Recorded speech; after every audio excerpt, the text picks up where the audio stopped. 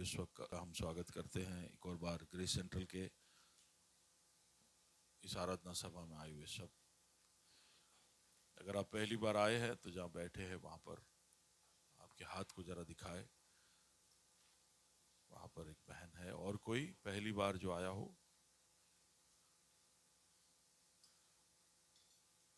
पहली बार, ओके। वहाँ पर पीछे है। आइए तालियों के साथ हम स्वागत करें इनका जो पहली बार हमारे बीच में। प्रभु आप सबको धन्यवाद दे।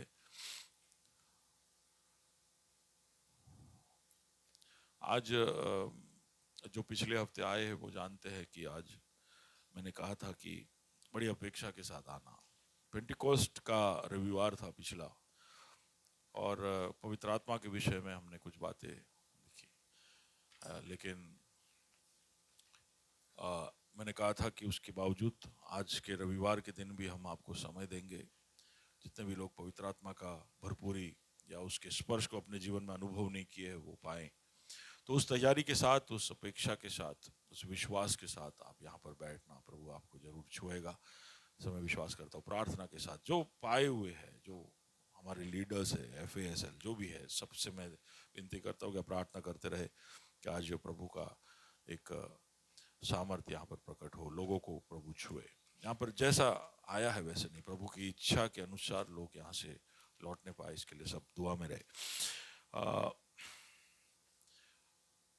बाइबल घोषणा करते और उसके बाद हम आगे बढ़ते हैं। मैं भाई विवेक से अनुरोध करता हूँ आगे आए और इस घोषणा में मदद करें। मेरा जुड़वा भाई ये मेले में घूम गया था, मेरे को ग्रेस में मिला।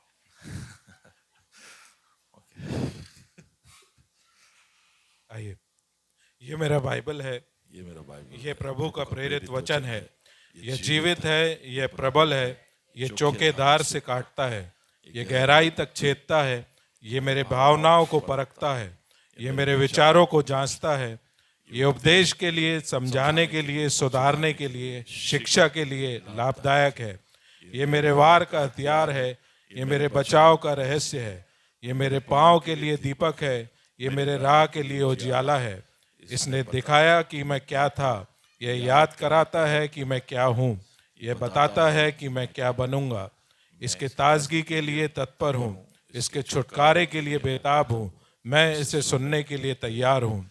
हमारा खुदावंद हमेशा हमेशा हमेशा हमेशा महिमा पाए, फजल और इत्मीनान हम पाए। आमीन। Thank you.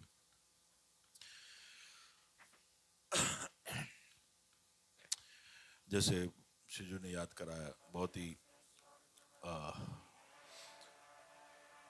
एक दुखद हफ्ता हमारे पीछे गया,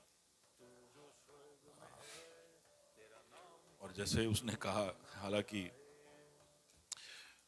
हमारे शायद नज़दीक का मेरे तो बहुत नज़दीक का कोई था नहीं। मैं सिर्फ जानता था उसमें से एक दो लोगों को, लेकिन करीबी से नहीं।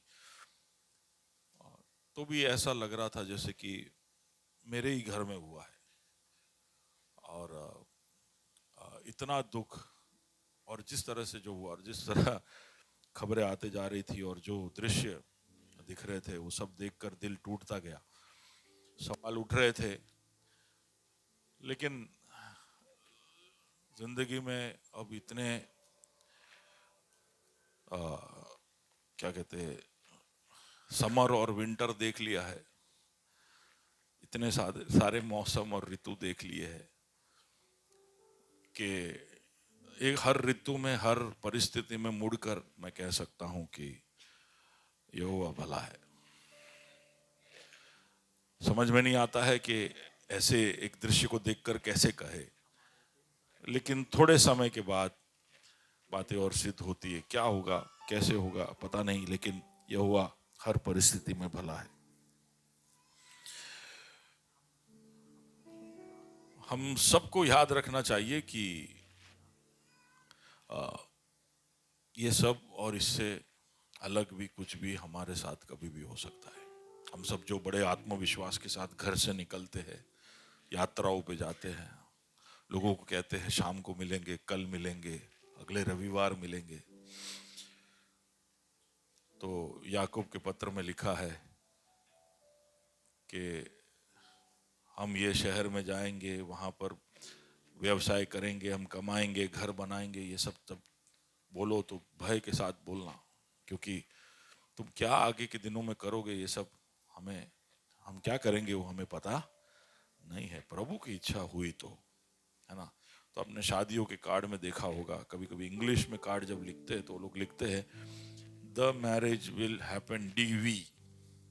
डीवी देखा है कभी? डीवी, डियो वोलेंटे, उसका मतलब है कि प्रभु ने चाहा तो हम प्रभु ने चाहा तो करके इसलिए कई बार हम बोलते प्रभु तेरी इच्छा हुई तो, तूने चाहा तो हम करेंगे, प्रभु ने चाहा तो हम वापस मिलेंगे, है ना।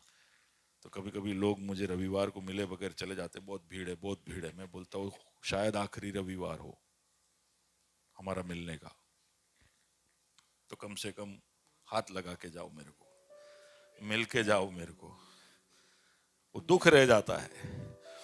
एनीवे, बड़ा दुखद एक घटना हुआ, इसके लिए क्या बोले।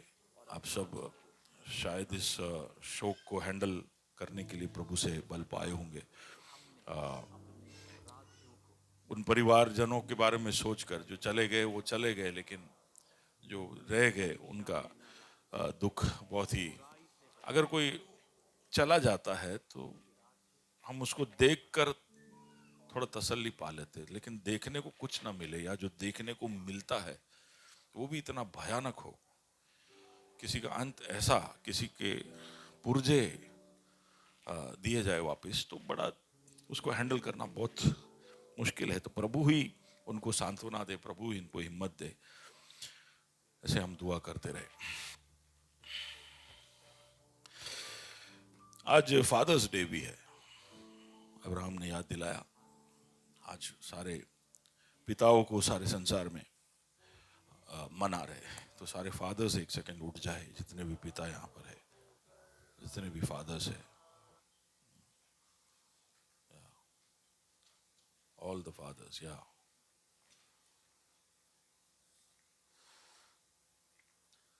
यस। बाकी लोग इनकी तरफ हाथ बढ़ा के कहे प्रभु इनके कांधों को मजबूत करना, बहुत बोझ उठाते ये, इनके बाजुओं को मजबूत करना, बहुत लड़ाइयाँ लड़ते हैं ये, इनके टांगों को मजबूत करना, बहुत दौड़ते भागते हैं ये। आमेन। हाथ बढ़ाए इनकी तरफ। प्रभु जी हमारे पिताओं के लिए धन्यवाद। अब्राहम ने प्रार्थना किया, लेकिन मैं एक और बार प्रभु जी इन सारे पिताओं को तेरे हाथों में सौंपता हूँ। जैसा तू प्यार करता है वैसा प्यार करने के लिए तो इनके दिलों को तू बड़ा करना। प्रभु जी जैसा तू अनुग्रहकारी है, ऐसा अनुग्रह दिखाने के लिए तो इनको सक्षम करना खुदा। उनके सारे मेहनत के ऊपर तेरे आशीषों को बोलते हैं, उनके सारे श्रम के ऊपर, सारे कोशिशों के ऊपर, उनकी योजनाओं के ऊपर, उनके प्रोजेक्ट्स के ऊपर।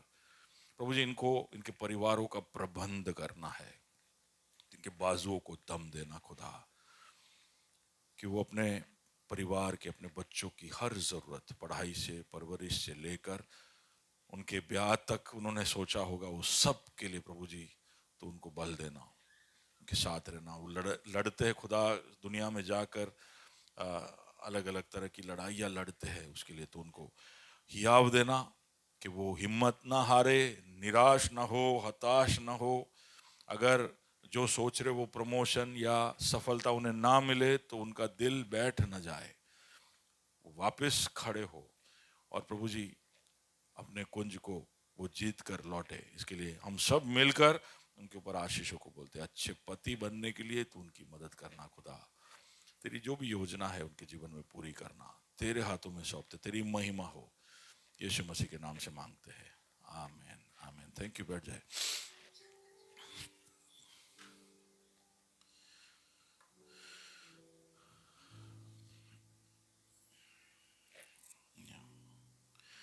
पवित्र आत्मा के विषय में कुछ और बातें बोलकर मैं समय देना चाहूंगा सबको।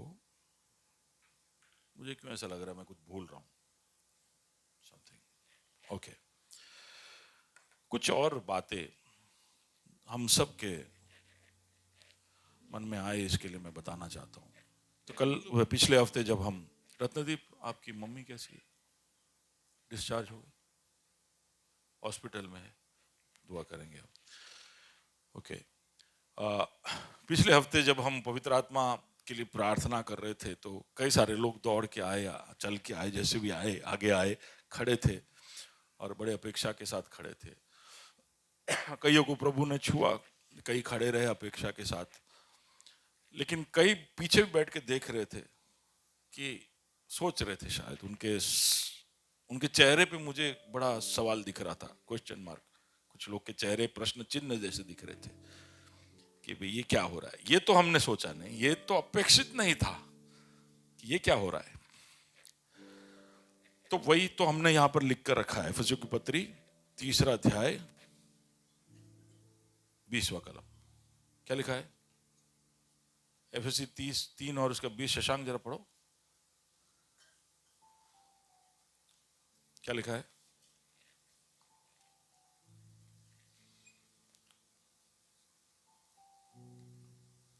गलाती, इफिसी, हाँ, 3 उसका 20। अब जो ऐसा सामर्थी है जो ऐसा सामर्थी है कि हमारी विनती और समझ से कहीं अधिक काम कर सकता है। कहीं अधिक काम कर सकता है। सब मेरे पीछे बोले, वो ऐसा सामर्थी है कि हमारी विनती और हमारी समझ से कहीं ज्यादा कर सकता है। कौन?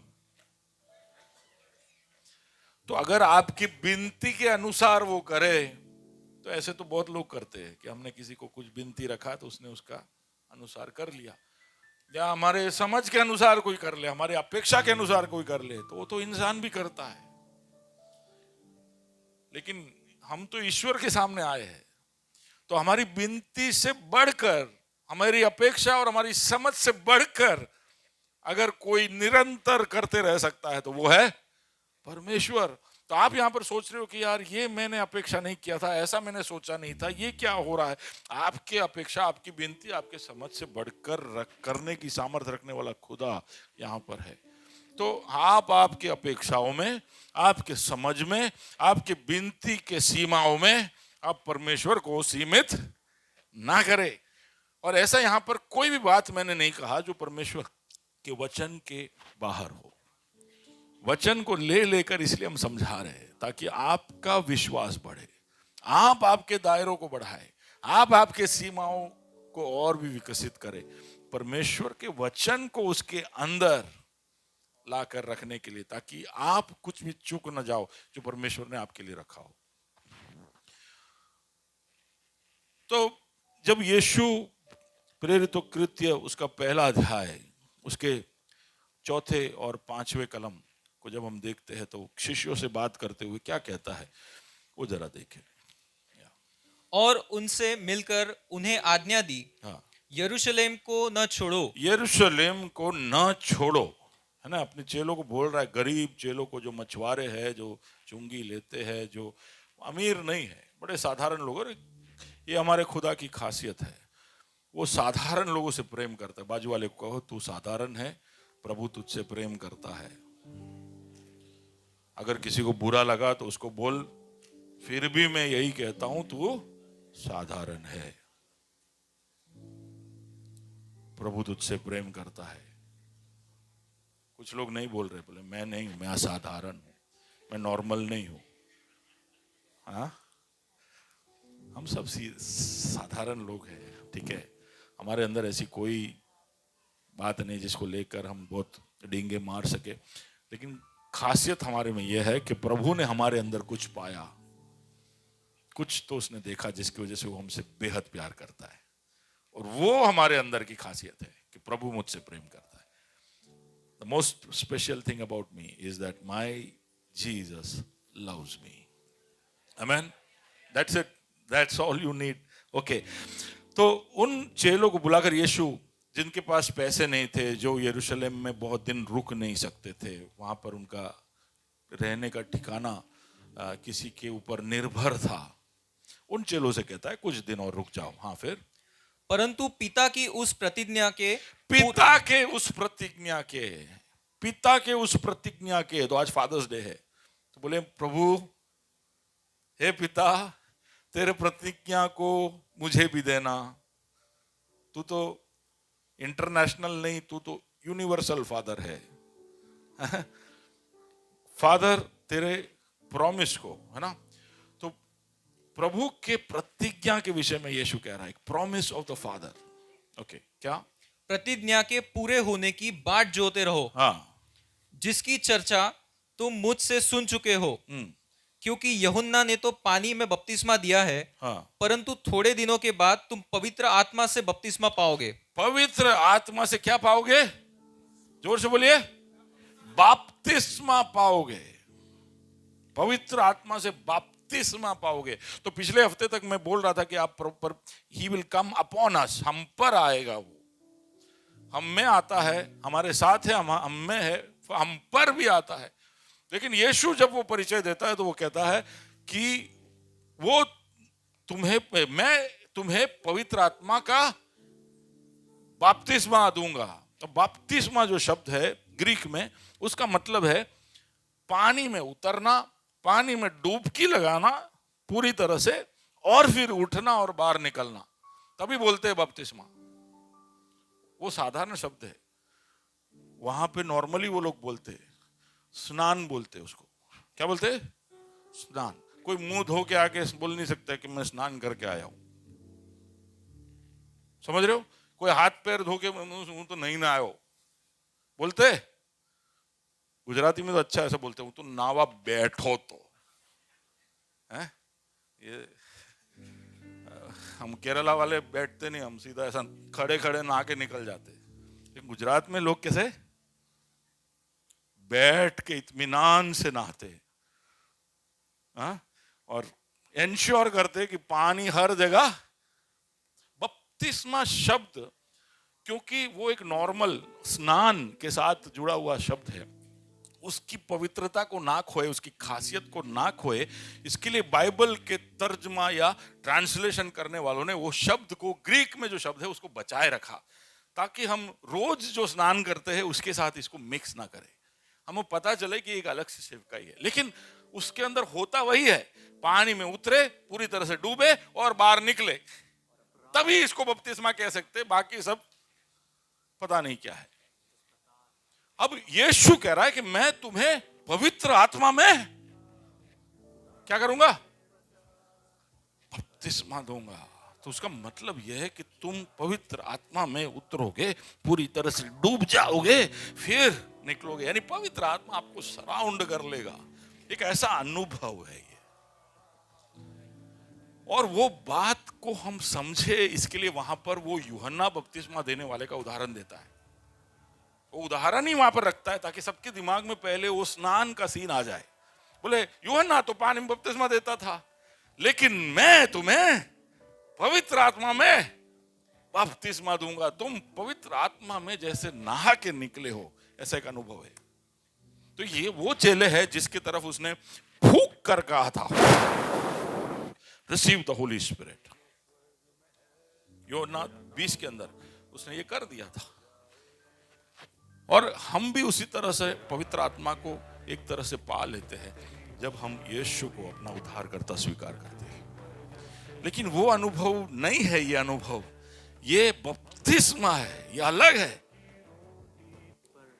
वो समझाने के लिए खाली मैं ये बात आपके सामने लेकर आया। पतरस जब कुरनेलियुस के घर गया तो वहां पर जितने लोग इकट्ठे थे वो अचानक से पवित्र आत्मा की भरपूरी पाए और अन्य भाषा में बोलने लगे।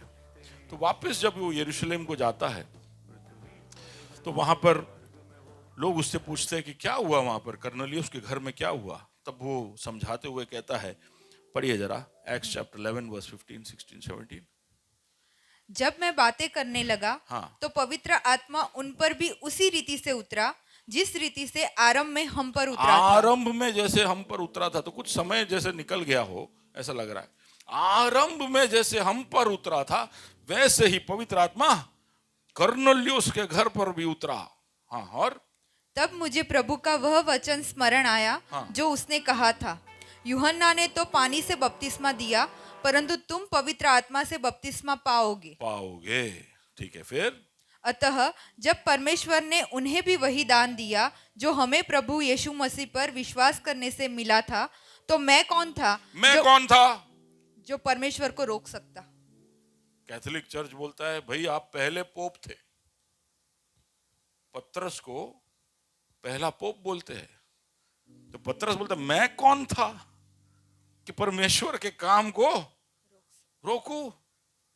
यानी एक बात तो पक्का है कि इंसान का इसमें कोई रोल नहीं है, परमेश्वर ने किया। पतरस वहां पर एक्नॉलेज करता है मैं क्या करता, मैं तो वहां खड़ा था, मैं तो उनसे बात कर रहा था, और जैसे तब किया तब अचानक से ये लोग के ऊपर भी वही हुआ। तब मुझे याद आया कि ये तो उसने कहा था कि वो करेगा। वो अनुभव के विषय में हम बात कर रहे हैं, और वो अनुभव कुछ लोगों का कहना है कि खाली पहले शताब्दी के लिए ही था, उसके बाद कहां लिखा है, कहां लिखा है कि कुछ समय के लिए ये अनुभव तुमको दूंगा, उसके बाद ये सब गायब हो जाएगा। सेसेशन बोलते हैं इसको। किसी ने ऐसे कहा कि मसीही कलीसियाओं में एक गलत ट्रिनिटी आ गया है जो सही नहीं है, दिखता बिल्कुल सही है। सही ट्रिनिटी क्या है? पिता, पुत्र और पवित्र आत्मा। लेकिन आजकल के कलीसियाओं में क्या हो गया है? पिता, पुत्र और पवित्र शास्त्र। पवित्र शास्त्र को गलत है क्या? गलत है क्या? पवित्र शास्त्र खुदा नहीं है, पवित्र आत्मा है तीसरा तृत्व में, और उसके योगदान को कलीसियाओं ने मार दिया है ये कहकर कि जब शास्त्र आ गया, पवित्र शास्त्र आ गया, तो अब पवित्र आत्मा की जरूरत। ऐसे बोलते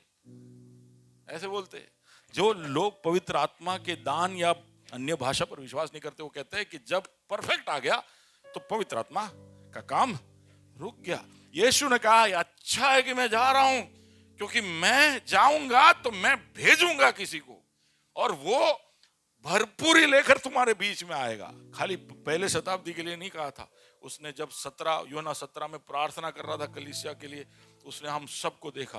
वो क्रूस को जब उठा रहा था तो उसने हम सबको देखा। उसने जो भी किया हम सबके लिए किया। आखिरी मसीही जब उसके राज्य में ना आए तब तक जो भी उसमें शामिल है उन सब के लिए है ये वचन के अंदर की सारी बातें। सुन रहे हो?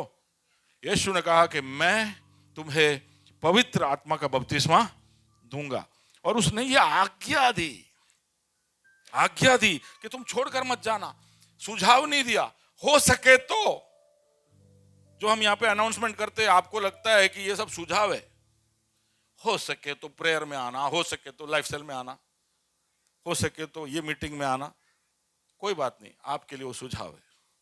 लेकिन ये जो है ना वो सुझाव नहीं है, वो क्या है? आज्ञा है। उसे आदेश दिया कि तुम कहीं जाना नहीं। उसका मतलब है कि ये अनुभव उन चेलों के लिए बहुत ही अत्यंत जरूरी, एकदम जरूरी था। क्या? पवित्र आत्मा का भरपूरी पाना। ओके, दूसरा कोरिन्थी उसका 13वां अध्याय।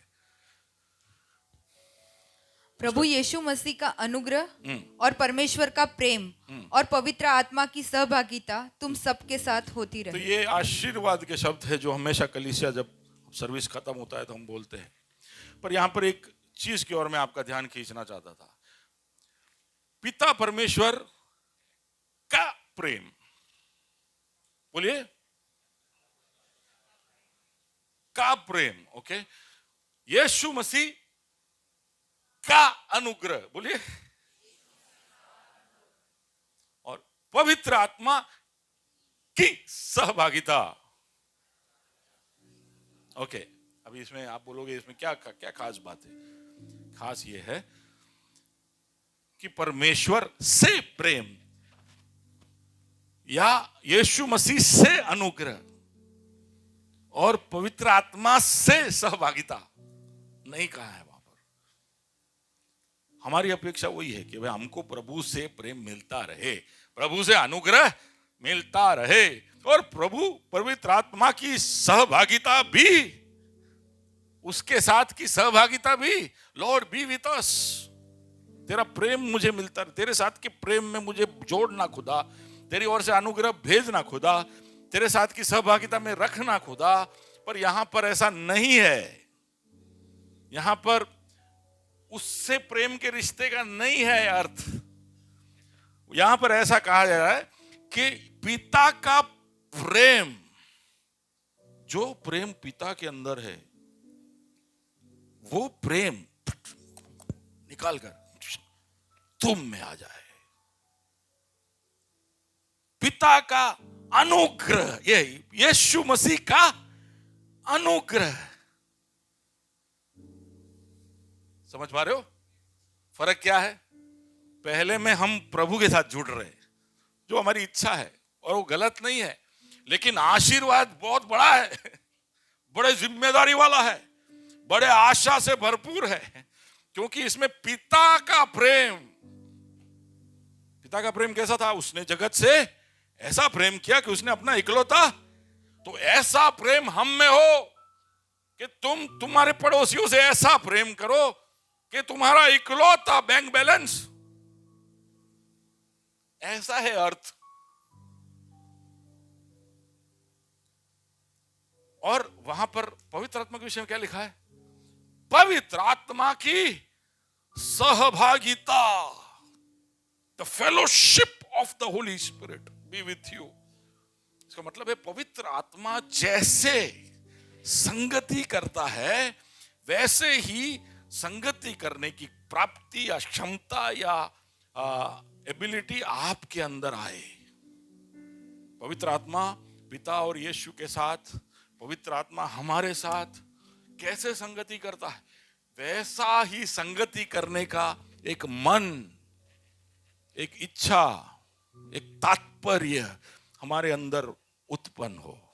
और दूसरी बात, जब ऐसा कहा जाए तो उसका एक और अर्थ ये हो सकता है कि पवित्र आत्मा की सहभागिता तुम्हारे साथ रहे। उसका मतलब ये है कि पवित्र आत्मा तुम्हारे परिस्थिति में नहीं उतर के आए, या तुम्हारे परिस्थिति के अंदर वो तुम्हारे साथ नहीं खड़ा रहे, बल्कि पवित्र आत्मा जो परिस्थिति में है उसमें वो तुम्हें उठा ले।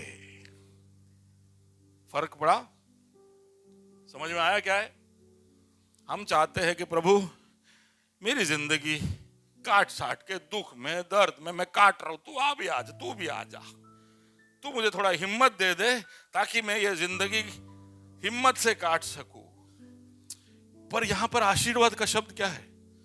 कि पवित्र आत्मा की सहभागिता का मतलब है कि मेरा हालत तो बहुत ही दुखी और दर्द से भरा हुआ है, लेकिन पवित्र आत्मा की सहभागिता में पवित्र आत्मा आकर, बेटा तू टूटा हुआ है, तेरा हालत बहुत ही खराब है, लेकिन तेरे आत्मा, तेरे मन, तेरे जज्बात, तेरे प्राण को मैं इस लेवल पे लाऊंगा कि तुम्हें उस दुख और उस परिस्थिति में कूटना या टूटना या हताश या निराश होना ना पड़े। आप समझ पा रहे हो? He lifts you up। तो जब यीशु पौल कहता है आनंदित रहो, सदा आनंदित रहो, और हम सोचते हैं कि ये कैसे हो सकता है, ये ऐसे हो सकता है। पवित्र आत्मा की सहभागिता होगी, आपकी परिस्थिति कैसी भी हो, वो वहां पर आकर आपको उठाकर एक ऐसे जगह पे रख सकता है कि तूफान के बीच में भी आप अजीबोगरीब इत्मीनान को महसूस कर सकते हो। चारों तरफ भवंडर चल रहा हो, उसके बीच में भी आप हंसते हंसते ये कह सकते हो कि मसीह मेरे नैया में है, तो मैं तूफान की तरफ देखकर हंसूंगा। With Christ in the vessel, I will smile at the storm। समझ में आ रहा है? पवित्र आत्मा की सहभागिता, और ये एक बहुत ही एक्टिव रोल है। समझिए, जो पवित्र आत्मा हम उद्धार पाने पे पाते हैं, वो हमें, वो एक वन टाइम इवेंट है। वो हमारे उद्धार को हमारे लिए गारंटी करता है। लेकिन ये जो अनुभव जिसमें वो बार बार हमें उसकी सहभागिता में उठा उठा के रखता है, that is a very active role, बहुत ही सक्रिय प्रभु का आपके जीवन में कार्य है। और उसके लिए प्रभु बपतिस्मा देता है, जहां पर आप हर परिस्थिति में उसको महसूस करते रहो। आप इधर पवित्र आत्मा, उधर पवित्र आत्मा, इधर सब जगह पे उसकी सहभागिता कब हो सकता है? जब आपने बपतिस्मा पाया हो। आप हो मेरे साथ? Yes, okay. एक्ट्स चैप्टर 1:8, जब ये बपतिस्मा उन्होंने पाया तो क्या हुआ? परंतु जब पवित्र आत्मा तुम पर आएगा, हाँ, तब तुम सामर्थ पाओगे। सामर्थ पाओगे। अभी ये तो हमने शांति पा ली, हमने सुकून पा लिया, हमने आनंद पा लिया क्योंकि बपतिस्मा पा लिया है। लेकिन सामर्थ, इसके बारे में मैं बोल चुका हूं। लेकिन सामर्थ जैसे ही हम पाते हैं तो प्रभु का मिशन शुरू हो जाता है। मिशन शुरू हो जाता है। यानी आपने ये सामर्थ पा लिया तो उसका मतलब फिर आप सामर्थ पाकर ऐसे सामर्थी होकर घूमते नहीं रह सकते। प्रभु का एक कार्य है। वापस याद दिलाना चाहता हूं, पहले भी मैं बोल चुका हूं कि जब आप अनंत जीवन में प्रवेश करोगे तो आपसे 2 सवाल पूछा जाएगा। कितने? कितने? पीछे वहां पर कितने? 2 सवाल पूछा जाएगा। हर मसीह को 2 सवाल पूछा जाएगा। सारे संसार को शायद एक पहला सवाल तो सबके लिए कॉमन है, वो ये है कि तुमने यीशु मसीह के साथ क्या किया? What did you do with Jesus? तो उसका जवाब तय करेगा कि तुम अनंत काल में कहां रहोगे। तो तुम कहोगे कि यीशु के साथ कुछ नहीं किया, वो आया, हमने जाना, उसको बाय बाय बोल दिया, तो तुम्हारा भी बाय बाय हो जाएगा। जिसने यीशु के साथ कोई संपर्क नहीं रखा उसके लिए एक ऐसा जगह तैयार किया है जहां पर यीशु नहीं है। आपको यीशु नहीं चाहिए ना, तो ये जगह पे जाइए जहां पे यीशु नहीं है। लेकिन जिन्होंने पाया उन सबको एंट्री मिलेगा, वो यीशु के साथ रहेंगे। अब दूसरा सवाल आएगा, कितने लोग दूसरे सवाल के लिए तैयार है? अरे बाकी लोग एक सवाल के बाद चले जाएंगे। हाँ, कितने लोगों को दूसरा सवाल सुनना है? हाथ उठाइए ना, हाथ उठाइए, मैं देखूं तो सही यहाँ कितने लोग हैं जो दूसरे सवाल के लिए सोच भी रहे। बाकी लोग पहले सवाल के बाद ही कुटने की। दूसरा सवाल हम सबको दूसरा सुनना है। पहले सवाल में जो निकल गया फंस गया। हमको दूसरे सवाल तक जाना है। और दूसरे सवाल में उससे ऐसा पूछा जाएगा कि मैंने तुझे जो दिया, मैंने तुझे जो दिया उसके साथ तूने क्या किया? ये सब पवित्र वचन में दिया हुआ है। दूसरा सवाल, What did you do with what I gave you? तो हमें क्या दिया उसने? हमें एक अच्छा शरीर दिया। क्या किया तूने उसके साथ? अच्छा परिवार दिया, परवरिश दी। क्या किया तूने उसके साथ? हमें अलग अलग हुनर, काबिलियतें दी, कौशल दिए। क्या किया तूने उसके साथ? बच्चे दिए। क्या किया? धन। क्या किया? पत्नी। क्या किया? दोस्त। क्या किया? तुझे प्रभावशाली बनाया। क्या किया? दोस्त दिए। क्या किया? अच्छा व्यवसाय दिया, नौकरी दी। क्या किया? पड़ोसी दिए। क्या किया? सोच के देखिए, जो कुछ भी उसने दिया। समय दिया, हर 6 महीने में फोन बदलने की प्राप्ति दी। क्या किया? इतना बैलेंस रखा कि सारे OTT सब्सक्राइब कर सकते थे। क्या किया? सुन रहे हो? ये दूसरा सवाल है। वो तय करेगा कि अनंत जीवन में आप करने वाले क्या हो। वहां भी चौकीदारी करोगे या सूबेदारी करोगे? और उसके लिए जरूरी है कि उसने हमें जो दिया है वो मिशन, उसको पूरा करे। वो मिशन में सब कुछ शामिल है, खाली सुसमाचार सुनाना नहीं। हम जहां खड़े वहां पर अगर रोशन होते तो वो भी मिशन है। तो सही तरह से रोशन हो, इसके लिए वो हमें बल देता है। अगर हम कहीं पर स्वाद पहुंचाते हैं नमक बनकर, तो वो भी हमारा मिशन है। हम प्रभु के लिए कुछ भी कर पाए, इसके लिए शायद मैंने इतना सोचा नहीं था, लेकिन वो गाना प्रभु मुझे दे रहा था वहां पर खड़े खड़े, क्या प्रभु यीशुआ मुझ में हो तेरी तेरी महिमा। हम सब उसके लिए, हम उसके एक्सटेंशन है, हम सब उसके क्रिएटिविटी क्या बोलते हैं उसके, हाँ? उसके व्यक्तित्व का हम सब एक अभिव्यक्ति है। सॉरी, भारी हिंदी है। We are expression of his creativity and who he is. वो जो भी है उसका एक्सटेंशन है, तो हमारे द्वारा उसकी महिमा होनी चाहिए।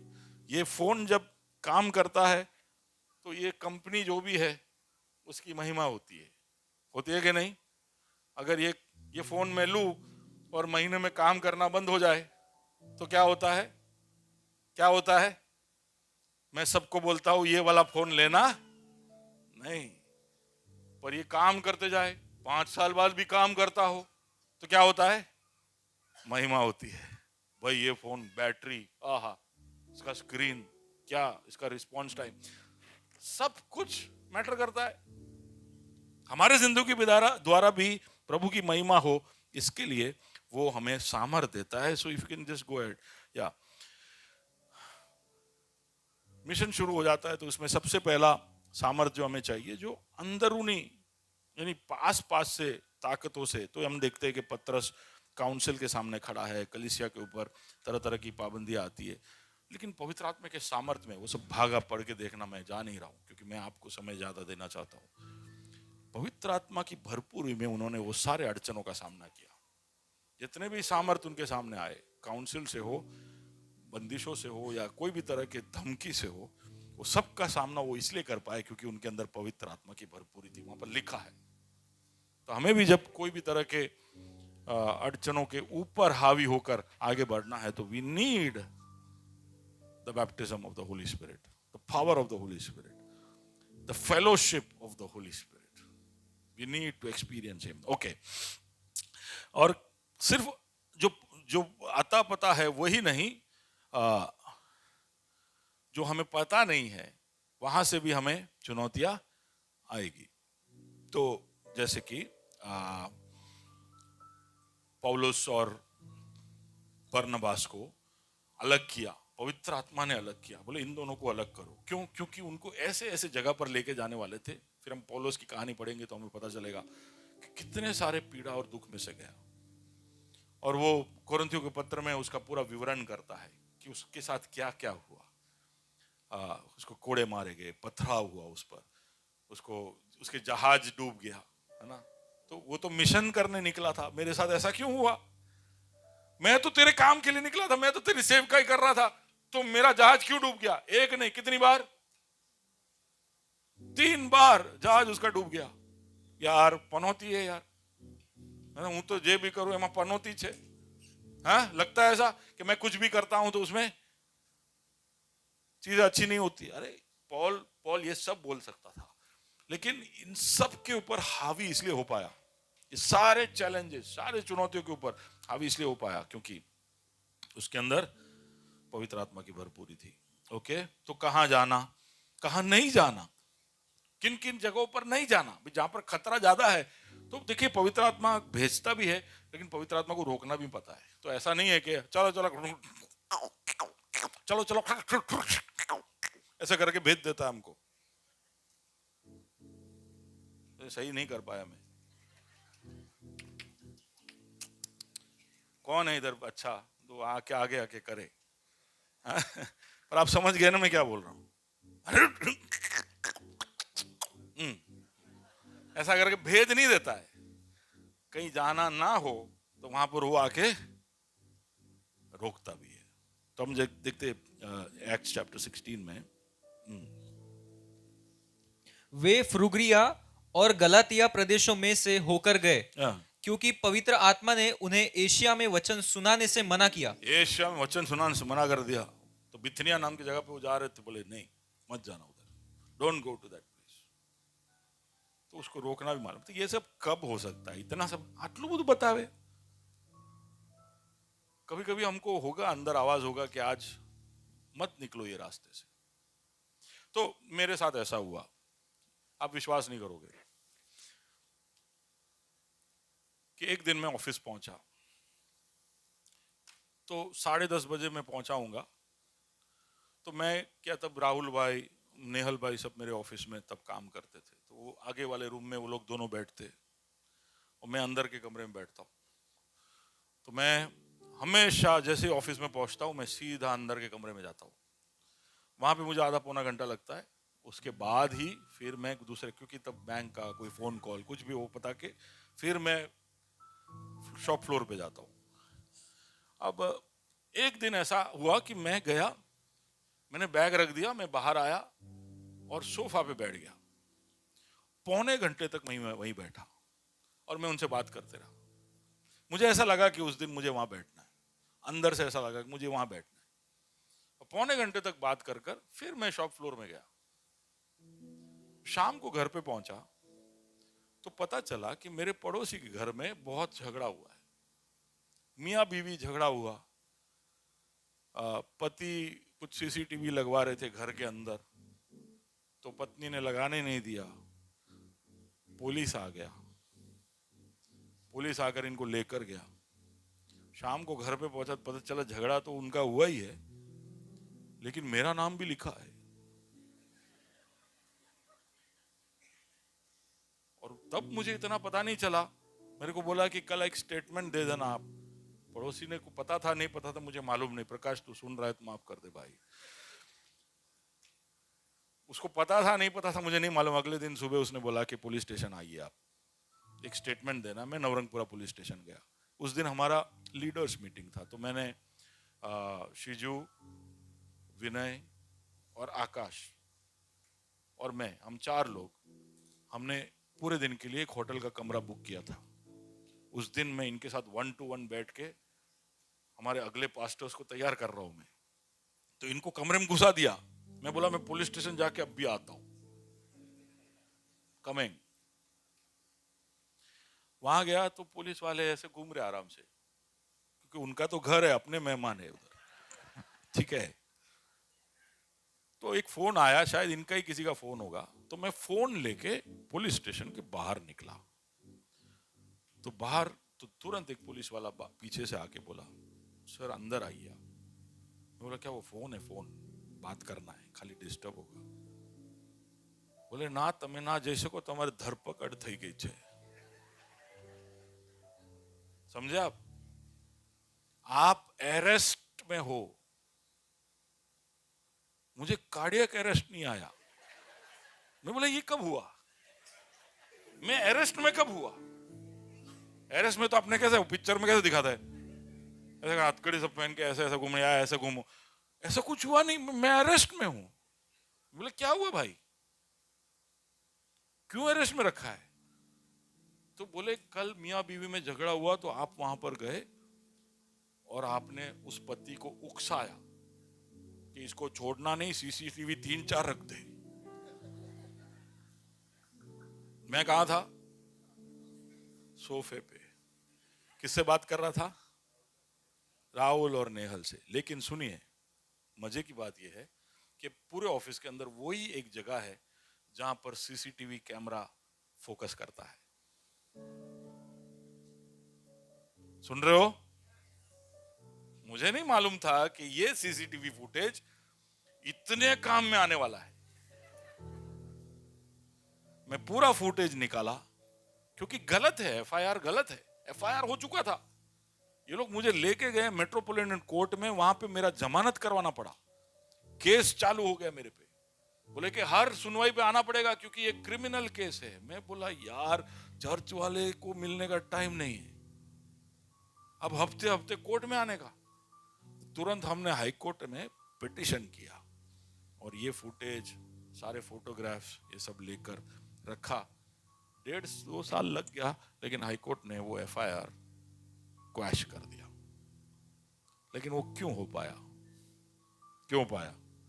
अंदर एक आवाज हुई, प्रेरणा हुई, पता नहीं क्यों, कि आज तू इधर बैठ। सुन रहे हो?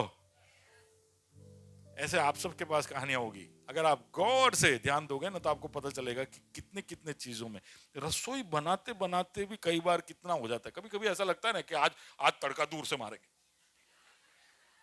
ऐसा होता है ना कभी। और तभी मेरे को ऐसा लगा कि अभी तड़का दूर से मारना चाहिए, उस दिन सब ऐसा फटा। मैं सीजन्ड कुक नहीं हूं, इसलिए तेल ज्यादा गर्म हो जाता है तो ये सब होता है। तो प्रभु हर छोटे से छोटे परिस्थिति में भी हमको बचाना चाहता है। ओके, आगे हम जब देखते हैं तो बहुत ही चैलेंजिंग परिस्थितियां लोगों के परिस्थितियां उनके सामने आने वाली थी। तो हमने देखा कि प्रेरितों के कृत्य 3 अध्याय के अंदर भी कि एक लंगड़ा उनको दिख जाता है जिनको वो चंगा करता है। आगे जाते तो एक नैतिक दुविधा उनके सामने, अनन्यास और सफीरा झूठ बोलते हैं। तो ये सब प्रभु के मिशन के विरोध में आने वाले तरह तरह के अड़चने हैं। हम बड़ी बड़ी घोषणाएं करते तो लोग बीमार हमारे सामने हैं।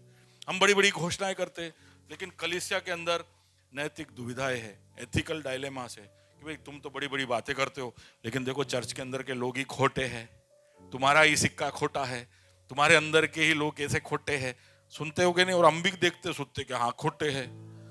ये सब प्रभु जानता था ये सब होगा, और ये सब के अंदर कलीसिया को और हम सब के विश्वास को बचाए रखने के लिए उसने, जिसने हमारे अंदर भले काम को शुरू किया है, उसको अंजाम तक पहुंचाने के लिए उसने पवित्र आत्मा को दिया। उसने पवित्र आत्मा को दिया ही नहीं, उसका बपतिस्मा दिया ताकि हमें चारों तरफ वही दिखाई दे। तो मैं अभी एक जगह पे गया था, तो वैसे मैं जाता नहीं हूँ स्विमिंग पूल में, तो लेकिन उस दिन गया। तो मैंने पूछा, जो अंदर था उसको पूछा कि इधर पानी कितना है? तो उसने बोला 6 फीट पानी है, 6 फीट अपना हाइट है। तो यानी मैं वहां गया तो पानी कहां तक है। लेकिन उस दिन पता नहीं क्यों वहां पे थोड़ा ज्यादा पानी था। मैं हिम्मत करके गया और मैं ऐसे ऐसे जा रहा हूं पानी के अंदर, ऐसे ऐसे, क्योंकि मेरे को पानी के ऊपर रहना है ना। पर पानी थोड़ा ज्यादा होने की वजह से एक ऐसा जगह आया जहां पे अभी नहीं रह पा रहे ऊपर, और मैंने सोचा कि मैं दम लगा के हैया बोल के आ जाऊंगा बाहर। लेकिन एक 10-20 सेकंड ऐसा गया कि मैं वो नहीं कर पाया, और मुझे आता नहीं है क्या, यानी मुझे आता है थोड़ा थोड़ा, अंडर वाटर आता है, ओवर वाटर नहीं आता है। यानी मेरे को आता था लेकिन मैं भूल गया। नहीं, वो आर्किमिडीज प्रिंसिपल मेरे शरीर पे काम नहीं करता है। ओ पता नहीं ज्यादा डूब जाता है, पांव ऐसा हो जाता है, ऐसा हो जाता है, तो मैं तैर नहीं पाता हूं। तो मुझे आता है तैरना, लेकिन सिर्फ पानी के नीचे। अब तकलीफ यह है कि मैं पानी के नीचे हूं और मेरे को यहां से निकलना है। और एक क्षण ऐसा हुआ कि मैं पानी में सांस नहीं ले पाया, मैं वो सांस नहीं ले पाया, और मैं एकदम नीचे गया और मैं स्ट्रगल किया। और ऐसा वो स्प्लिट ऑफ सेकंड में ऐसा लगा कि अयो ये ऐसा होने वाला है मेरा मौत। स्विमिंग पूल में, बोले ग्रेस फेलोशिप ना पास्टर स्विमिंग पूल में गया। अयो नहीं, ऐसा नहीं होना चाहिए, थोड़ा थोड़ा ग्लैमरस। बोले गला कटा। ठीक है ना, ये सब तो क्या है, डूब के क्या है। नहीं सच बोल रहा हूं, ये 1 सेकंड के लिए ऐसा सोचा है। लेकिन तब मुझे समझ में आया कि चारों तरफ जब पानी हो तो उसका मतलब क्या है। तुम उसमें घिर जाओ और तुम निकल नहीं सकते हो तो क्या महसूस होता है। वो बपतिस्मा, तुम चारों तरफ पवित्र आत्मा को देखो, तुम्हें और कुछ दिखाई ना दे, उसकी सहभागिता तुम्हारे जीवन का पहचान बन जाए। वो है प्रभु यीशु मसीह की इच्छा तुम्हारे लिए। इसलिए उसने कहा कि मैं, अच्छा है कि मैं जा रहा हूं, क्योंकि मैं तो तुम्हारे साथ ही रहूंगा, पर मैं पवित्र आत्मा दूंगा जो तुम्हारे अंदर और तुम्हारे साथ रहेगा, और मैं उसे तुम्हारे ऊपर भेजूंगा तुम्हें बपतिस्मा दूंगा, उसमें तुम्हें पूरा भिगो के निकालूंगा पवित्र आत्मा में। We need him that much. तो जो दुविधाएं, जो तकलीफें, जो तरह तरह के चैलेंजेस आते हैं, उसके लिए हमको ऐसा एक मार्गदर्शन, ऐसा एक साथ, ऐसा एक अगुवाई हमेशा चाहिए। कलीसिया जब आगे बढ़ता है तो कलीसिया का साइज बढ़ेगा, लोग बढ़ जाएंगे, इनको हैंडल करना मुश्किल होगा, ये भी प्रभु जानता है। और वो जो बढ़ता है उसको हैंडल करने के लिए भी पवित्र आत्मा ही चाहिए। हम ऐसा सोचते हैं कि हम मैनेजमेंट के प्रिंसिपल लगाएंगे, एडमिनिस्ट्रेटिव स्किल लगा के हम कलीसिया को संभाल पाएंगे, तो वो गलत है। कलीसिया बढ़ेगा और ऐसे ऐसे मात्रा में बढ़ सकता है कि हम उसको हैंडल नहीं कर पाए। तो पवित्र आत्मा, क्योंकि खाली कलीसिया का संख्या नहीं बढ़ाना है ना, उसमें हर व्यक्ति के साथ संपर्क में रहना है, और वो सबसे मुश्किल काम है। तो इसलिए जब प्रेरितों के साथ भी ऐसा हुआ कि वो कलीसिया बढ़ते गई, अब उनको टाइम नहीं मिल रहा है। तो जरा पढ़िए 6 अध्याय, एक्ट्स चैप्टर 6। उन दिनों में हाँ। जब चेलों की संख्या बहुत बढ़ने लगी, हाँ, तब यूनानी भाषा बोलने वाले इब्रानी भाषा बोलने वालों पर कुड़कुड़ाने लगे। कुड़कुड़ाना। अब ये कलीसिया में बैठे ऐसा सब कोई याद नहीं करता है। जब गाना चल रहा होता है तो सब बहुत भोले भाले होते हैं, लेकिन एक बार सब बैठ जाते हैं ना, फिर याद आता है, हूं तो यूनानी छू, અને આ તો कौन छे? यहूदी छे। तो यहूदी यानी देखिए, ऐसा कलर या जेंडर ये सब नहीं बोल रहा हूं, हम सब के अंदर ऐसा एक डिस्टिंक्शन लाने वाला, अलगदाई लाने वाला एक सोच है, वो हमारा अहम है जो वो लेकर आता है। तो वो जो फूट पड़ने वाली जो स्पिरिट है, क्या बोल रहा है वो? कि प्रतिदिन की सेवकाई में हाँ। हमारी विधवाओं की सुधि नहीं ली जाती। हाँ, हमारा ध्यान नहीं रखा जाता है यार। पार्शियलिटी करो, सुना है ये चर्च में? पार्शियलिटी, हेलो, सुना है? हाँ सुना है। क्या सुना, बोलो।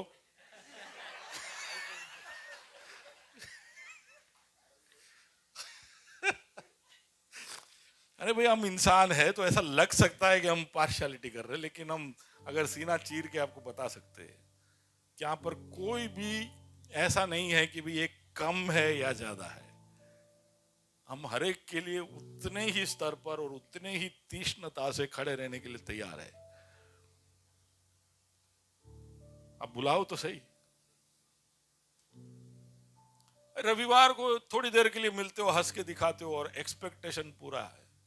मैं खुदा थोड़ी हूं कि जो आपके समझ और क्या है, भूल जाता हूं क्या, हमारे व्हाट वी, हम जो मांगे, हमारी विनती और हमारी समझ से बड़े पास्टर नहीं कर सकता है। वो कौन है? बाजू वाले को, पास्टर बहुत सामर्थ्य नहीं,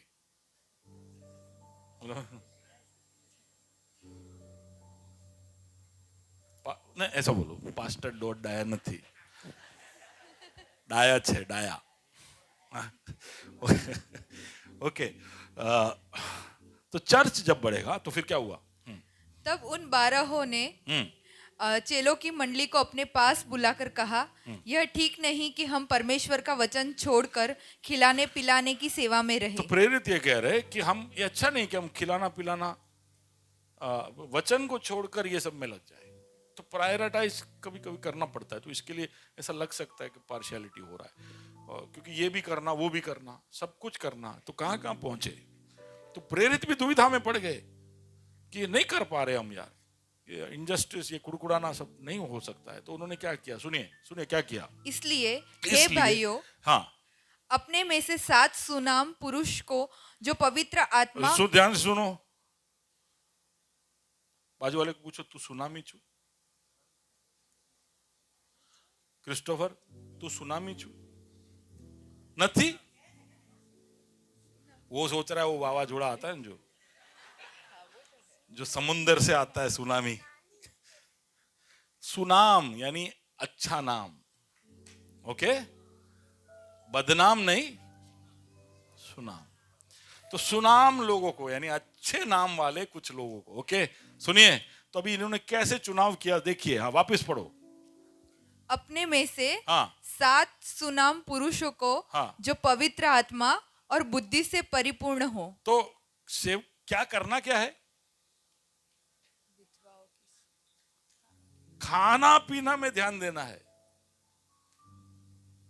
खाने पीने में ध्यान देने के लिए कैसे लोग चाहिए?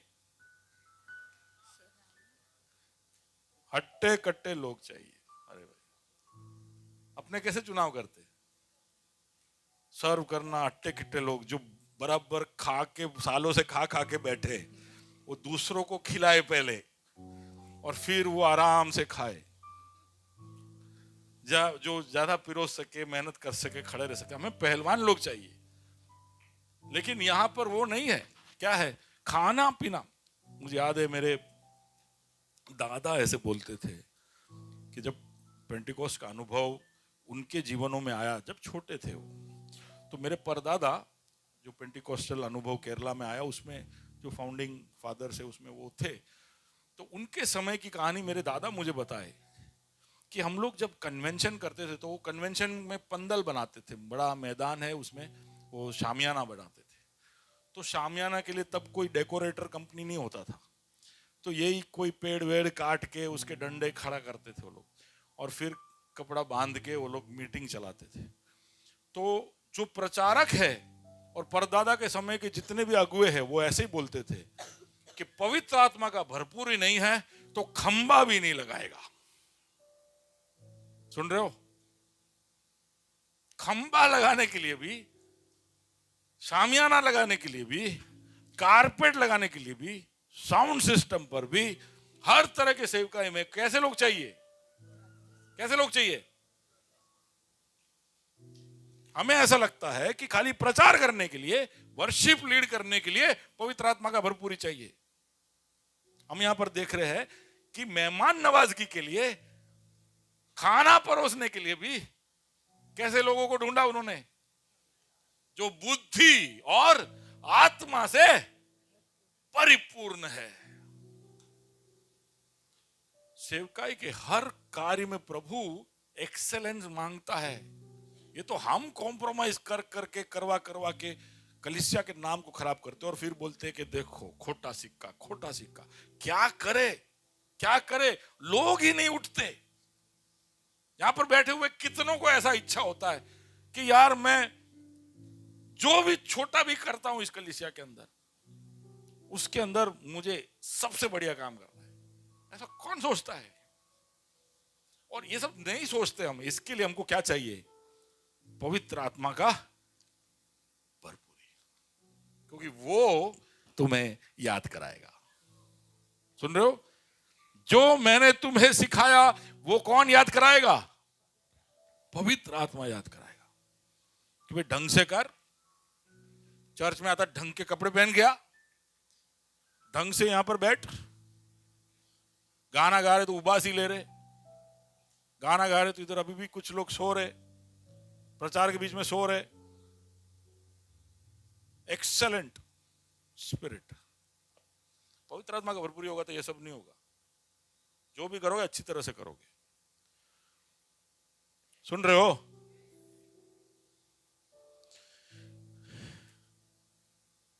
Wisdom and power. ओके, प्रेरित 20 और उसका 28 जरा पढ़े शशांक।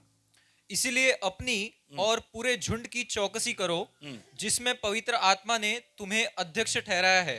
पवित्र आत्मा अध्यक्ष ठहराता है। बाकी दूसरे सब कामों में आत्मा की भरपूरी वाले लोग रख लो, लेकिन जब अध्यक्ष रखना हो तो पवित्र आत्मा चुनाव अलग से करता है।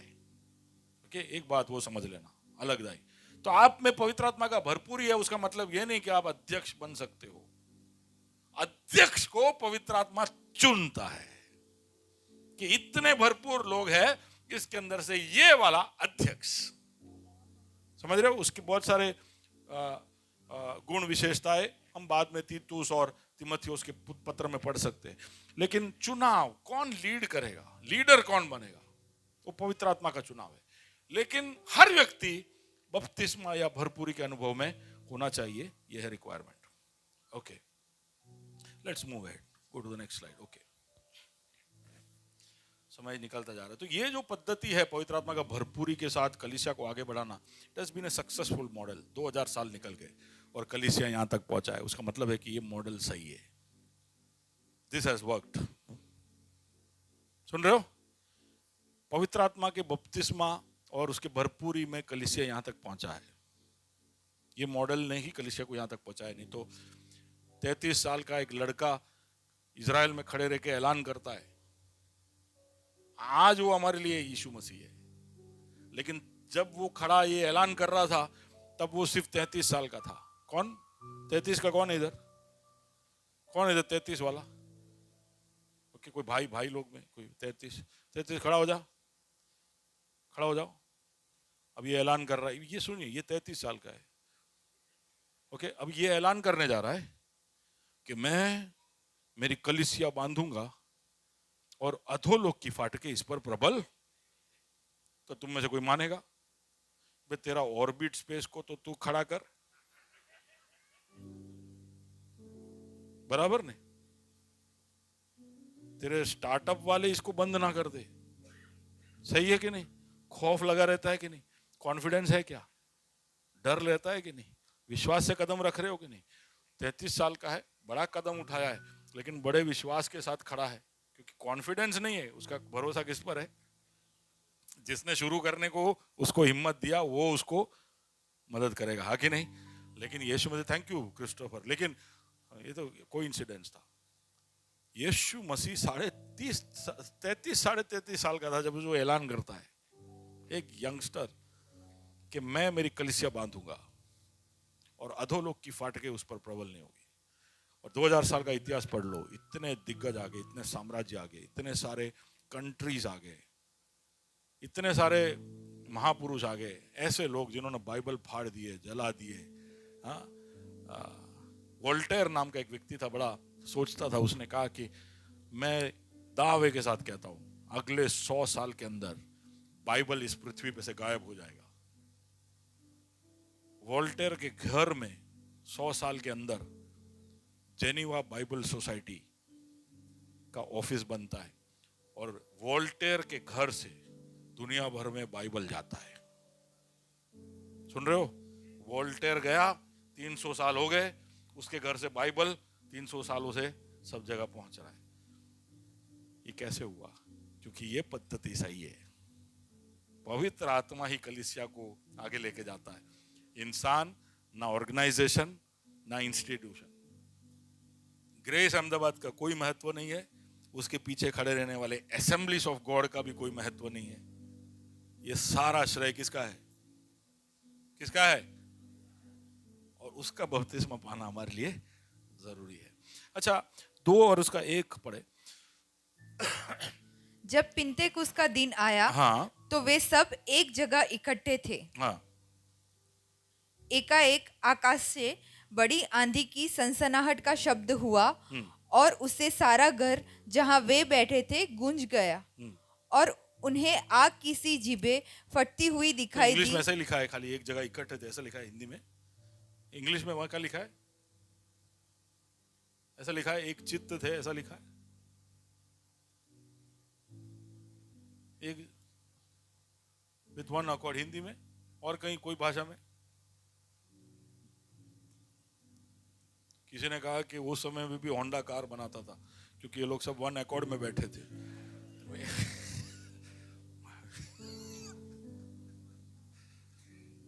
काफी लोगों को समझ में नहीं आया। होंडा अकॉर्ड गाड़ी का नाम है। ओके, ठीक है। उस समय सब एक मन और एक चित्त हुए, ऐसा वहां पर लिखा है। हिंदी में ऐसा लिखा है कि इकट्ठे थे। इकट्ठे थे। तो कोई एजी वाले ने लिखा होगा, इसलिए उसने इकट्ठा तो बहुत થઈ ગયું, आप भेगा થઈ गया, बहुत થઈ ગયું। हाँ, कलीसिया के लोग भेगे हो जाते हैं, है कि नहीं? भेगा था, बहुत થઈ गયું। कभी कभी यहाँ बैठने का जगह नहीं होता है और कभी कभी कुर्सियां खाली होती है, तो मुझे समझ में नहीं आता है क्या होता है। फिर ऐसा सोचना पड़ता है कि आटला बड़ा आई गया बहुत है। हाँ, ऐसा नहीं है। वो सोच में हमें खुश नहीं रहना है, उससे बढ़कर भी एक सोच है, यानी कि भरपूर हो जाए। जो इकट्ठे होते हैं वो एक मन और एक चित्त के हो। सुन रहे हो? जो इकट्ठे वो एक मन और एक चित्त के हो, वन अकॉर्ड, एक जैसा सोचने वाले हो। तो इंग्लिश में ऐसा लिखा है कि पढ़िए English, can you read that in English? What is written? या सोफी? When the day of Pentecost came, they were all together in one place. Again one place, One place. One accord in one place. तो ये NIV है आपका। हाँ, तो एनकेजीवी पढ़ो ना। हाँ, ओके, एनकेजीवी, केजेवी, आरएसवी, एनएएसबी, ये सब ओरिजिनल टेक्स्ट में से लिए हुए। एनआईवी भी है, लेकिन एनआईवी बहुत स्ट्रिक्ट है कुछ कुछ चीजों के लिए। इसके लिए they were in one place in one accord, एक ही जगह पर एक ही मन और एक चित्त के साथ थे। उसका मतलब है कि ये सब एक बातों में सहमत थे। ये सहमत हुए तब पवित्र आत्मा उतरा। तो यीशु ने ऐसे कहा, ऐसे नहीं कहा था कि 10 दिन राह देखना। यीशु ने ऐसे कहा कुछ ही दिनों में, यानी कुछ दिन लगेंगे। लेकिन ये जो अलग अलग मन और अलग अलग चित्त वाले लोग थे, उनको रोज बैठ के प्रार्थना करते रहना पड़ा। रोज प्रार्थना करते करते 10वां दिन हुआ, तब तक ये लोग सब क्या हो गए? एक मन और एक चित्त के। सुन रहे हो? 10 दिन लगा। पहला दिन में एक मन एक चित्त नहीं था। सब सोच रहे थे हाँ वो बहुत जोर से प्रार्थना कर रहा है, हाँ बहुत डायलॉग बोल रहा है, बहुत शो ऑफ कर रहा है, शो ऑफ कर रहा है। हाँ, कभी कभी ऐसे सो जाते। प्रार्थना होता है तब, कोई वर्शिप लीड कर रहा होता है तब, कोई आराधना कर रहा होता है तब, बैठे बैठे हम सोचते रहते हैं। एक मन एक चित्त नहीं हो पाते। लेकिन यहां पर खास ध्यान देने की जरूरत है कि एक मन एक चित्त हुए तब पवित्र आत्मा उतरा।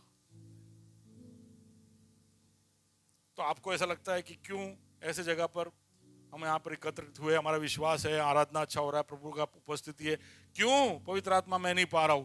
शायद एक मन एक चित्त नहीं हुए अभी हम। एक मन एक चित्त कब हो सकता है? जब आदमी अपने आप को सरेंडर करे कि मेरा सोच, मेरा ख्याल, मेरा लोगों के बारे में जो प्रेजुडिस है, मैं जो सोचता हूं, ये सारी बातें मैं छोड़ दूं। Love of the father, grace of the सन,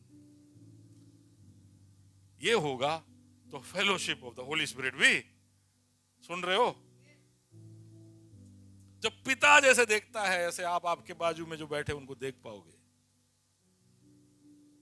जब पुत्र जैसे अनुग्रहकारी होता है, ऐसे आप अनुग्रह दिखा पाओगे। तब पवित्र आत्मा की सहभागिता हम फेस कर पाएंगे। सुन रहे हो? हेलो संजय भाई, छो तमे सांभळ्યું?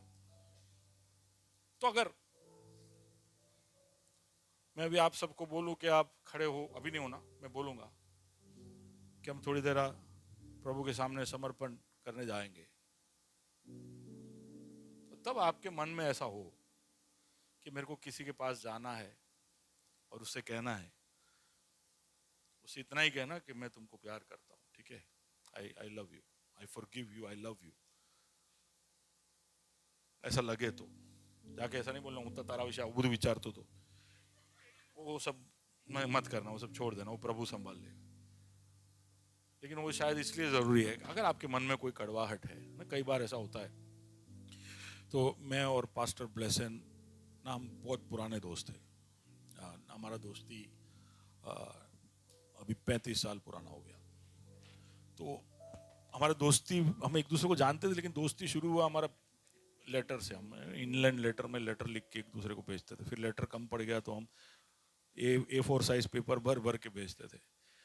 15 दिन बाद उनका रिप्लाई आता था। हम ऐसे चिट्ठी आई है ऐसे करके हम रिश्ते को शुरुआत किए, ठीक है। फिर हम कलीसिया शुरू किए। अब उनका स्टाइल ऐसा है और मेरा स्टाइल बहुत अलग है। दोस्त थे हम, तो कभी कभी हम जब बहुत दिनों तक बात नहीं करते तो मुझे बहुत उनके कुछ काम या कुछ डायलॉग जो व्हाट्सएप में सब लिखते हैं वो सब सोच के बहुत गुस्सा आता है। लेसन सुन रहा है तू, होता है ऐसा कभी कभी। मैंने ऐसे बोला हुआ है उसको कि यार कभी कभी तू कुछ बोलता नहीं, कभी कुछ ऐसा बोल देता है, अरे गुस्सा आता है, गुस्सा आता है, गुस्सा आता है, गुस्सा भरते रहता है। फिर अचानक कोई मीटिंग में हम दोनों एक दूसरे को मिलते हैं, तो उसको मैं देखता हूं ना, तो ये जो बाबेल का टावर बनाया होता है मैंने, वो एक उसको देखते ही पूरा क्रम्बल होके गिर जाता है। फिर मेरे को याद नहीं आता है कि मेरे को क्यों उस पर गुस्सा आया था। क्यों बता रहा हूं मैं ये आपको? कई बार हम एक दूसरे के साथ नफरत और हम किसी को समझ नहीं पाते हैं, या हमको किसी के लिए थोड़ा बैर, कड़वाहट, थोड़ा पूर्व धारणाएं लेके हम इधर चर्च में भी घूमते रहते हैं, केवल इसलिए कि हम वो व्यक्ति को जानते नहीं, उसके साथ बैठते नहीं, उससे बात करते नहीं, उसके समस्याओं को हम जानते नहीं। जैसे ही उसके साथ थोड़ी देर बैठ के बात कर लोगे तो आपको समझ में आएगा कि तो यार हमारा वधार कुआ मच है, तुम्हारा करता वधार तकलीफ मच है। अब मैं भी कहाँ इसके ऊपर कुछ रखूं यार, उठा लो इसको। पवित्र आत्मा की सहभागिता, सुन रहे हो? वो है पवित्र आत्मा की सहभागिता, कि जैसे पवित्र आत्मा आपको गड्ढे से उठाता है ऐसे हम भी उठाए। तो किसी को आप देखते हो, मैं भी समय दूंगा आपको ऐसा लगे कि किसी के लिए जाके thank you for your life, I love you, क्योंकि वो अड़चन ना बन जाए इसके लिए। ठीक है, एक मन एक चित्त होना। आपको अगर पवित्र आत्मा का बपतिस्मा चाहिए, भरपूरी चाहिए, तो आपके मन में ये सब रख के घूमोगे तो शायद नहीं पाओगे। So you have to just forgive, love of the father, grace of Jesus Christ. Okay, किसके लिए है? ओके, या can you read Psalms 133 verse 1 and 2? देखो यह क्या ही भली और मनोहर बात है कि भाई लोग आपस में मिले रहे। कम वर्शिप टीम। या यह तो उन उत्तम तेल के समान है जो हारून के सिर पर डाला गया था और उसकी दाढ़ी पर बहकर उसके वस्त्र की छोर तक पहुंच गया। ओके, क्या वापस जरा पढ़ ले। देखो क्या उत्तम है? यह तो उत्तम तेल के समान है जो हारून के सिर पर डाला गया था और उसकी दाढ़ी पर बहकर उसके वस्त्र की छोर तक तो पहुंच भाई लोग गया। एक साथ रहे, वो ना उसके बारे में वर्णन है। भाई लोग एक साथ रहे उसका वर्णन है। वो उत्तम तेल के जैसा है जो हारून के तेल पे डाला और वहां से बढ़ते बढ़ते दाढ़ी पे से, इट इज ओवरफ्लोइंग अनॉइंटिंग। भाई लोग एक साथ रहेंगे तो ऐसा है जैसे कि तेल सर पे गिराया लेकिन दाढ़ी पे से बह के गिरा। तेल सर पे डालना अभिषेक का चिन्ह है, और ऐसा अभिषेक जो दाढ़ी पर से निकले उसका मतलब है कि भरपूरी का अभिषेक। अगर हम सब एक होंगे, एक चित्त होंगे, एक मन के होंगे, तो वहां पर बहुतायत का अभिषेक का अनुभव होगा। ऐसा भजन संहिता में लिखा है 1500 साल पहले। और फिर जब वो एक मन एक चित्त हुए तो ऐसा हुआ, वो अन्य भाषा में बोले। Acts 5:32।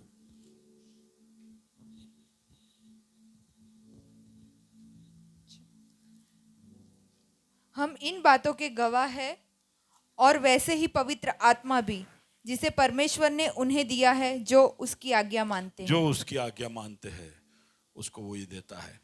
Acts chapter 9 verse 17। तब हनन्याह उठकर उस घर में गया और उस पर अपना हाथ रखकर कहा, हे भाई शाऊल, प्रभु अर्थात यीशु जो उस रास्ते में जिसे तू आया तुझे दिखाई दिया था, उसी ने मुझे भेजा है कि तू फिर दृष्टि पाए और पवित्र आत्मा से परिपूर्ण हो जाए। तू दृष्टि पाए और पवित्र आत्मा से परिपूर्ण हो जाए। अनन्यास को इसलिए नहीं भेजा कि पौल देखता हो जाए, उसको 2 काम दिए थे, पौल को देखता करना और दूसरा नीति का।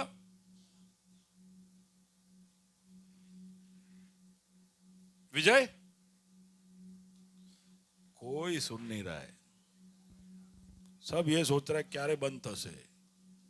हाँ, पौल को क्या बोला? सिर्फ चंगाई नहीं, पवित्र आत्मा से तुम भरपूर हो जाओ। इसके लिए अनन्या को भेजा। हमको पहला वाला ही चाहिए। क्या आया छो? देखा तो नहीं यार, बहुत दिवस थी, जरा प्रार्थना करो ना, आंख देखा ही जाए। तो पौल भी ऐसे ही बोलता कि करो ना प्रार्थना, मेरे को दिखाई नहीं दे रहा, 3 दिन से मैं अंधा अंधा बैठा हूं, प्रेयर करो। और आंखें दिख जाती, वो खुश हो जाता। लेकिन पवित्र आत्मा का योजना वो नहीं था कि वे सिर्फ देखना नहीं चाहिए, ये बपतिस्मा पाना चाहिए, भरपूरी में आना चाहिए, क्योंकि नहीं तो वापस वही रास्ते पे जाएगा। वापस इसको लेके आना मुश्किल है। We need him. Okay, Galati 5 और उसका 16। तो गलातियों है, गलतियों नहीं है। तो हमारे बच्चे सब इधर कहीं गलतियों की पुस्तक, और फिर 9 बोल के वो 8 ही बोल रहे थे, तो गलती बोलकर वो गलती कर रहे थे। गलाती 5 उसका 16 क्या लिखा है? पर मैं कहता हूँ, हाँ, आत्मा के अनुसार चलो। आत्मा के अनुसार चलो, तो ये है आत्मा के अनुसार चलो। ये तभी हो सकता है जब तुम पवित्र आत्मा से भरे हो। इसके बारे में सोचो, वॉकिंग इन द स्पिरिट। उसका मतलब है कि आप जो वॉक कर रहा है, जो चल रहा है, उसका एक रिदम है, एक रिदम है। तो वॉकिंग इन द स्पिरिट का मतलब है कि एक रिदम मेंटेन करना है आपको। वॉकिंग जो कर रहा है वो एक स्टेप से दूसरा स्टेप प्रोग्रेस दिखा रहा है। तो हमारे मसीह जीवन में प्रोग्रेस चाहिए, हमारे मसीह जीवन में रिदम चाहिए, हमारे मसीह जीवन में डायरेक्शन चाहिए। वॉकिंग इन द स्पिरिट, आत्मा में चलो। तो मैं ऐसा एक उदाहरण सुना कि बच्चे पैदा होते हैं तो उनके पैर होते हैं कि नहीं? पैर होते? तो पैदा होते ही ये लोग हॉस्पिटल से चल के घर क्यों नहीं जाते?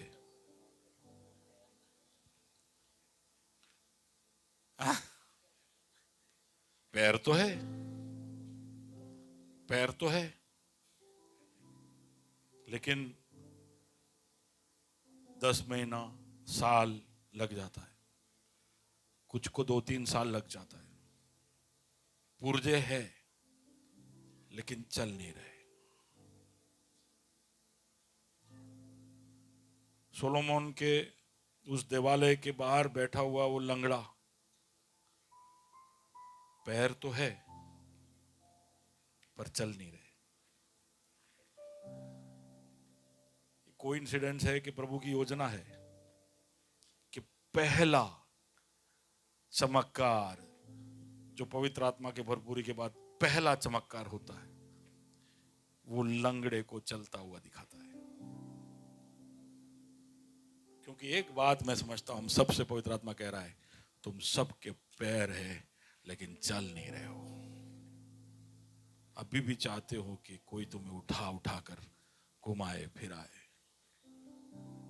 Walk in the spirit. Life में एक रिदम, एक प्रोग्रेस, एक डायरेक्शन। जो वॉक करता है वो जल्दी जल्दी से प्रतिक्रियाएं कर सकता है। और चलते चलते ना, अभी ये गलाती 5:16 पढ़ा हमने, वहां से आगे बढ़ता है। चलते चलते वहां पर लिखा है, जो he who walks in the spirit will produce the fruit of the spirit. जो आत्मा में चलेगा वो आत्मा के फल उत्पन्न करेगा। और उसका 5 और उसका 18 पढ़ के लेट्स 5 का 18, एफएसी 5:18। दाखरस से मतवाले ना बनो, दाखरस से मतवाले ना ना बनो। कॉन्ट्रास्ट किससे किया है? किससे मतवाले बनो? पर आत्मा से परिपूर्ण होते जाओ। आत्मा के मतवाले बनो, आत्मा में मतवाले बनो। जो शराब पी के मतवाले हो जाते हैं, आपको पता है वो शायर हो जाते हैं, गाना गाते हैं। आपको नहीं पता होगा, आप नहीं पीते हो ना, पर आपने देखा होगा जो शराब के मतवाले हो जाते हैं वो गाना गाते हैं, वो कुछ भी बोलते रहते हैं। तो वहां पे क्या लिखा है? पढ़ो, आगे पढ़ो। उससे लुचपन होता है, हाँ पर आत्मा से परिपूर्ण होते जाओ हाँ। और आपस में भजन भजन और स्तुतिगान और आत्मिक गीत गाया आत्मिक करो। गीत। तो एक दूसरे को जब मिले तो എന്താ പറയാ या कोई गाना जब किसी भाई को देखकर when you see somebody, मैं सोच रहा कोई गाना आ रहा है कि नहीं।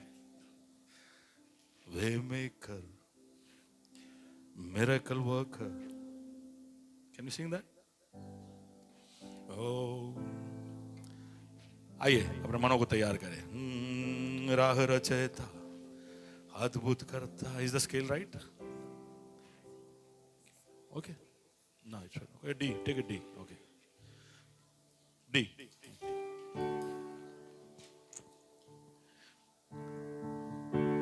Give me C. तू है यहाँ हमारे दरमियाँ, तारीफ करो आराधना, कार्यों को अंजाम दे रहा, तारीफ करो आराधना। तू है यहाँ हमारे दरमियाँ, तारीफ करो आराधना। तेरे कार्यों को अंजाम दे रहा, तारीफ करो आराधना। तू है राह रचयिता अद्भुत कर, सुबह का सच्चा नूर जहां का, ऐसा खुदा है तू मेरा। तू है राह रचयिता अद्भुत कर, सुबह का सच्चा नूर जहां का, ऐसा खुदा है तू मेरा। तू है यहाँ दिलों को छू रहा, तारीफ करो आराधना। तेरी जिंदगियां बना रहा, तारीफ करो आराधना। और स्पर्श तेरा को भर रहा, तारीफ करो आराधना। और रूह तेरा मनों को ढाल रहा, तारीफ करो आराधना। तेरे आंगनों में एक दिन, oh give me a scale, proper scale, okay. तेरे आंगनों में एक दिन कई हजारों दिन से उत्तम है, मैं प्रशंसा करूं, तेरी स्तुति हो। वो तेरे आंगनों में एक दिन कई हजारों दिन से उत्तम है, मैं प्रशंसा करूं, तेरी स्तुति हो। सारे मंडल में स्तुति हो, यीशु राजा की स्तुति हो। सारे दूतों के संग मिलके करे स्तुति तेरी। तेरे मंदिर में स्तुति हो, वो तेरे कामों के लिए स्तुति हो। वो हर एक चीज जिसमें है साथ स्तुति करे। तेरे आकर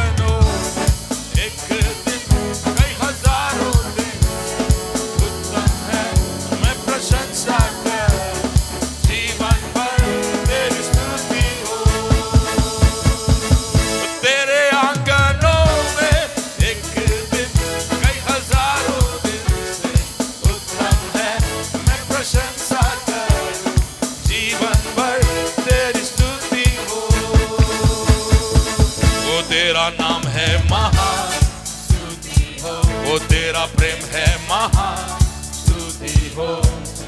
मैं जीऊंगा तेरे कामों का वर्णन करूं, आनंद के साथ स्तुति हो। वो आत्मा सच्चाई से स्तुति हो। निश्चय जानो कि वो है खुदा और हम उसके हैं। तेरे आंगनों में एक दिन कई हजारों दिन से उत्तम है। मैं प्रशंसा करूं जीवन भर तेरी स्तुति हो। तेरे आंगनों में एक दिन कई हजारों दिन से उत्तम है। मैं प्रशंसा करूं जीवन भर तेरी स्तुति हो। जय जयकार, जय जयकार, तूने मेरे लिए क्या कुछ ना किया। जय जयकार, जय जयकार, तूने मेरे लिए क्या कुछ ना किया। ओ जय जयकार, जय जयकार, तूने मेरे लिए क्या कुछ ना किया। तेरी रूह से भर दिया, अपनी शक्ति मुझको दी, ताकि तू मैं गवाही तेरे जी उठने की। वो तेरी रूह से भर दिया, शक्ति मुझको दी, ताकि तू मैं गवाही तेरे जी उठने की। और क्यों ना बोलूं फिर मैं तेरी जय जयकार, क्यों ना बोलूं फिर मैं तेरी जय जयकार। ओ जय जयकार, जय जयकार, तूने मेरे लिए क्या कुछ ना किया। ओ जय जयकार, जय जयकार, ओ तूने मेरे लिए क्या कुछ ना किया। ओ तेरा प्यार है महान, तेरा प्यार है यहाँ। मैं जो पहले मुर्दा था, तूने डाली मुझ पे जान। तेरा प्यार है महान, तेरा प्यार है यहाँ।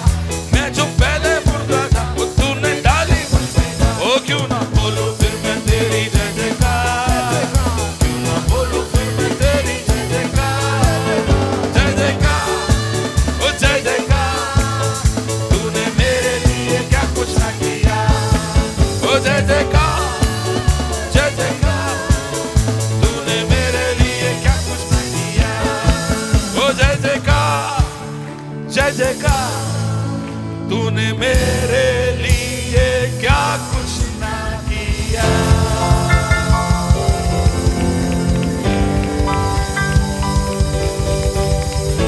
और तेरे आंगनों में एक दिन हजारों दिन से उत्तम है।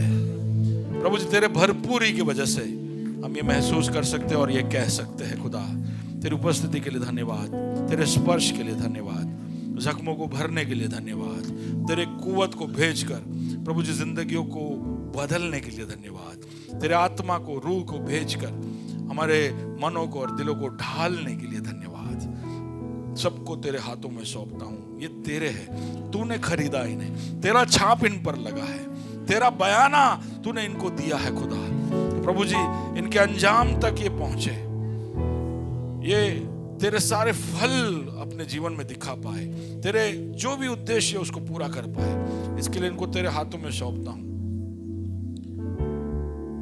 तेरी महिमा हो खुदा। ये शहर को कई गवाहों की जरूरत है, उठा हमारे बीच में से, उठा प्रभु जी, कुछ सामर्थी गवाह, कुछ तेरे दासों को हमारे बीच में से उठा। ऐसा तो करेगा, ऐसा हम विश्वास करते हैं, ऐसा किया है, इसलिए धन्यवाद। हम अपने आप को तेरे हवाले रखते हुए यीशु मसीह के नाम से इस दुआ को मांगते हैं, आमीन।